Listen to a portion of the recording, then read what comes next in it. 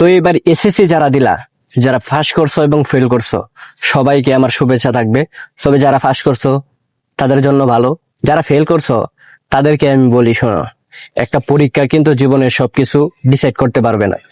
এবার হয়তো কোনো কারণবশত তুমি ফেল করে ফেলছো, কিন্তু সামনেবার কিন্তু তোমার চান্স আছে আবার পাস করার। কিন্তু তুমি যদি একটা অঘটন ঘটাই ফেলো, তাহলে কিন্তু তোমার জীবনটাই শেষ। তাই আমি তোমাদেরকে অনুরোধ করব যে তোমরা এমন কিছু করো না। আমি তাদেরকে অনুরোধ করব, পাড়া প্রতিবেশী কিংবা আত্মীয় স্বজন কিংবা যারা পাস করছে তাদেরকে আমি অনুরোধ করব, যারা ফেল করছে তাদেরকে জ্বালাতন না করার জন্য। মানে খোসা মেরে কথা বলে না, এটা কোনোভাবেই করবেন না। আপনার সন্তানও ফেল করতে পারতো, কিংবা আপনি নিজেও ফেল করতে পারতেন, এটা কোনো সময় করবেন না। অনেক ভালো ভালো স্টুডেন্ট আছে যারা পর্যাপ্ত লেখাপড়া করছে, যথারীতি ভালো পরীক্ষা দিছে, এরপরও ফেল করছে। এটা অনেক সময় হয়ে যায়, এটা নিয়ে চিন্তা করার কোনো কিছু নাই। সবার জন্য শুভকামনা থাকবে।